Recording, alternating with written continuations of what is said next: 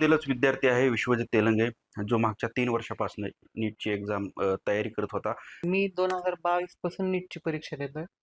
22 मध्ये मी 12वी होतो. पहिल्या वर्षी थोडासा पहिल्यांदा परीक्षा दिल्यामुळं गोंधळ झाला. पण त्याच्यानंतर जेव्हा पण मी परीक्षा दिली तीनदाही पेपर फुटला आणि मग तेच झालं ना, की ज्या मार्क आम्हाला जर सेमी गव्हर्नमेंटला पण लागत होतं. काही आम्ही गव्हर्नमेंटची पण जास्त अपेक्षा केली नव्हती. पण सेमी गव्हर्नमेंटला सुद्धा नंबर लागत नव्हता. कुठं तर स्वतःवरचा भरोसा उठून जात होता, की बाबा आपला सेमी गव्हर्नमेंटला पण का बरं लागत नाही? मार्क पडायलेत, मग आपणच कमी राहतोय. या नादामध्ये मग जास्त अभ्यास करण्याच्या नादात सगळं तब्येतीकडे वगैरे दुर्लक्ष झालं आणि मग ऑगस्टमध्ये असं कळालं की माझ्या दोन्ही पण किडन्या फेल झाल्यात आणि मग त्याच्यानंतर मग मी 6 महिने डायलिसिसवर होतो आणि जानेवारीमध्ये माझं ट्रान्सप्लांट झालेलं आहे किडनीचं.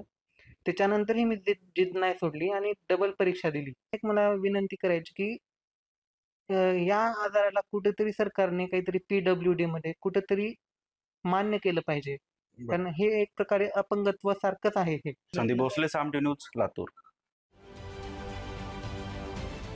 महाराष्ट्रातील सर्व बातम्यांचे विश्वासार्ह व्यासपीठ. सकाळच्या सर्व सोशल मीडिया प्लॅटफॉर्मला लाईक, फॉलो आणि सबस्क्राईब करा. तसंच सर्व नोटिफिकेशनसाठी बेल आयकॉन प्रेस करायला विसरू नका.